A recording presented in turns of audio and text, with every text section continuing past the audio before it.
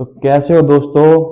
BCCI ने आज New Zealand के खिलाफ जो वनडे सीरीज होने वाली है उसकी टीम अनाउंसमेंट आज कर दी है। और इसमें कोई मतलब चौंकाने वाले ऐसे नाम नहीं है कि कोई सरप्राइज कर दे। लगभग सेम वही टीम है जो साउथ अफ्रीका के खिलाफ वनडे सीरीज में खेली थी, लेकिन श्रेयस अय्यर की इसमें वापसी हो गई है। हाँ, हालांकि उनको अभी क्लियरेंस नहीं मिली है, प्रॉपर फिटनेस क्लियरेंस। अभी एक और शायद मैच वो खेलेंगे विजय जारे का, या फिर जो बताया जा रहा है कि वहीं ट्रेनिंग सेंटर पर उनकी एक और बैटिंग प्रैक्टिस होगी या कुछ वो ट्रेनिंग सेशन चलेंगे वहां पर, तब उनको क्लियरेंस मिलेगी। लेकिन अगर उनको टीम में रखा गया है तो लगभग तय ही है कि वो फिट हैं और इस सीरीज में वो खेलते हुए दिखाई देंगे।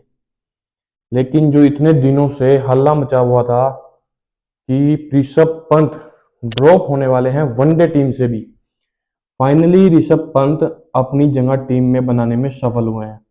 हालांकि विजय जारे ट्रॉफी में जिस तरह की उनकी परफॉर्मेंस है इतनी खास नहीं रही, ज़्यादा रन नहीं आए उनके बल्ले से।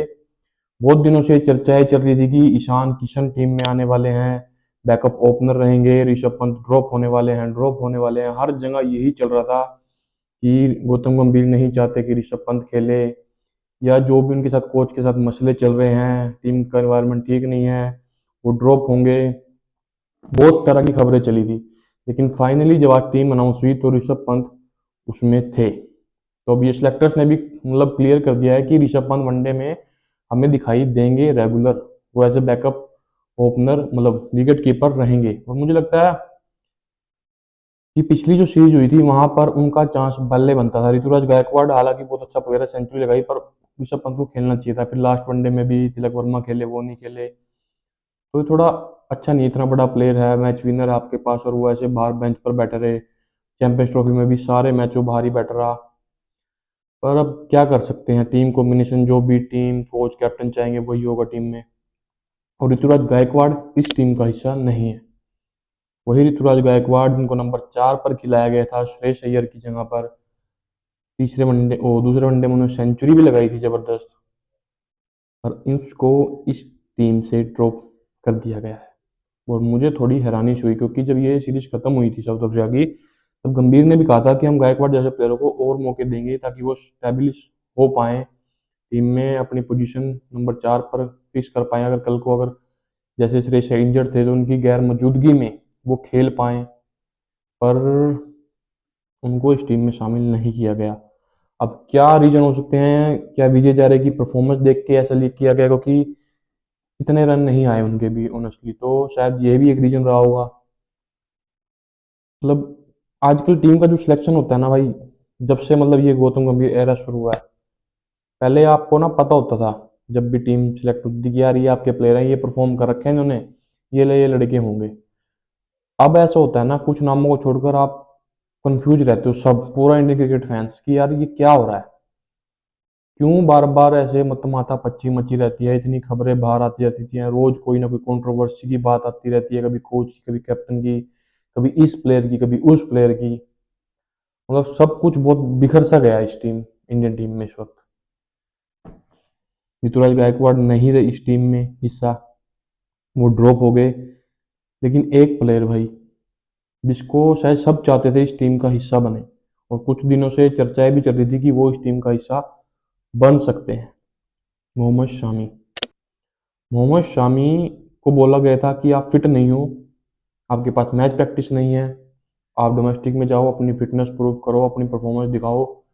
वो रणजी में गए, फिटनेस दिखाई, परफॉर्मेंस दी, सैयद मुश्ताक अली में आए, फिर वहाँ पर अपनी फिटनेस प्रूव की, परफॉर्मेंस दी, और अब विजय जारे में भी वो अच्छी परफॉर्मेंस दे रहे हैं। हालांकि अब ये नहीं कह सकते कि बहुत ही विकेटों की झड़ी लगा दी उन्होंने, क्योंकि आपने डोमेस्टिक में ऐसी पिचेस बनाई है हर मैच में 350-400 रन लग रहे हैं। यही देखने को मिल रहा है रोज, हर मैच में हम देख रहे हैं इसने शतक लगा दिया, उसने शतक लगा दिया।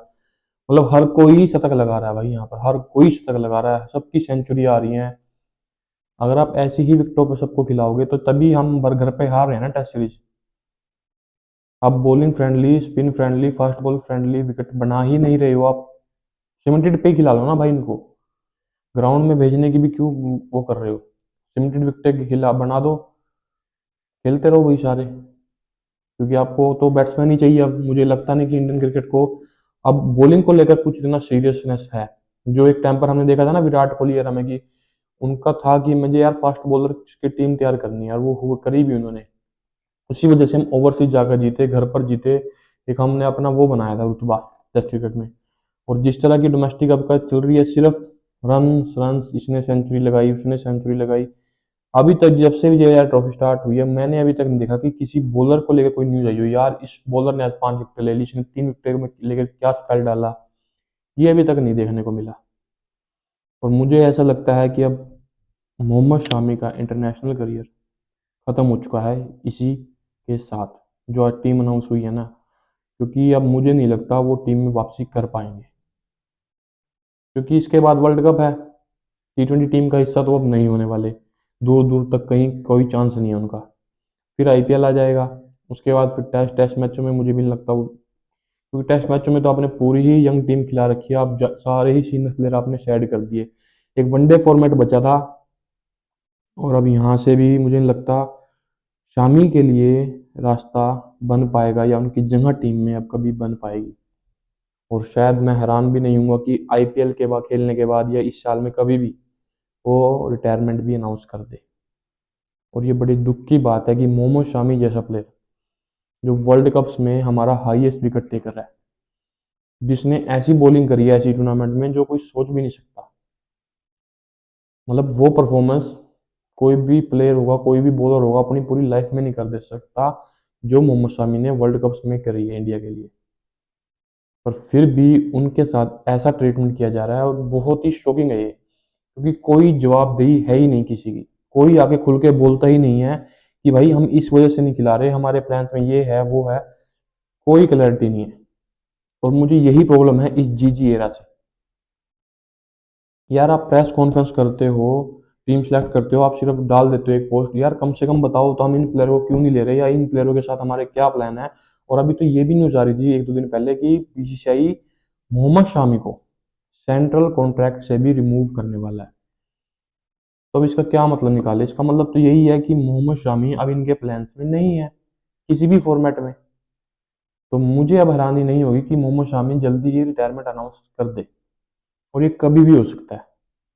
और ये बहुत हार्ट ब्रेकिंग हुआ कि यार इतना, मतलब इतने कैलिबर का बॉलर हमारे पास, चाहे स्विंग हो, पेस हो, हर तरीके से वो मतलब एक कंप्लीट बॉलर है, और उसको हम ऐसे ट्रीट कर रहे हैं।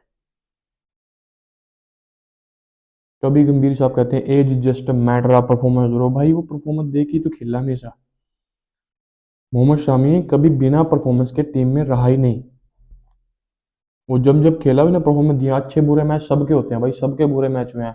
बड़े बड़े बैट्समैन, बड़े बड़े बॉलर्स के बुरे मैच हुए हैं, पर क्या उनको ऐसे ट्रीट करेंगे हम? पहले विराट और रोहित को आपने टेस्ट टीम से साइड कर दिया, और अब मोहम्मद शामी को तो तीनों फॉर्मेट से ही।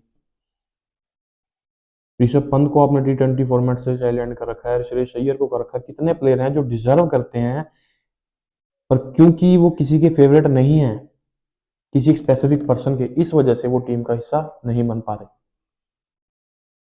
तो मुझे लगता है कि मोहम्मद शामी का इंटरनेशनल करियर ऑफिशियली आज इस टीम के अनाउंसमेंट के साथ खत्म हो चुका है। क्योंकि इसके बाद ना इतना क्रिकेट है, वनडे क्रिकेट होगा या टेस्ट, 6 महीने पड़े हैं। श्रीलंका के साथ जो सीरीज होगी, टेस्ट सीरीज या वनडे सीरीज, तो मुझे नहीं लगता उसके अब टीम इंडिया उनकी तरफ देखेगी। अगर और अगर सेंट्रल कॉन्ट्रैक्ट से भी उनको रिमूव कर दिया गया, तो फिर तो ये क्लियर है कि वो अब इंटरनेशनल क्रिकेट में वापसी नहीं कर सकते।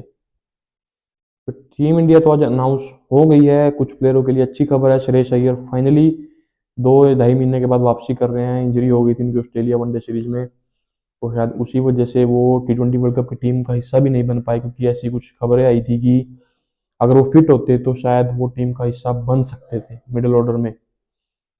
पर क्योंकि वो नहीं है, टीम इंजर्ड थे, इस वजह से वो T20 टीम में नहीं है। पर ऐसा बताया जा रहा है कि अगर टीम में कभी इंजरी होती है वर्ल्ड कप के दौरान, तो श्रेयस अय्यर बैकअप प्लेयर है।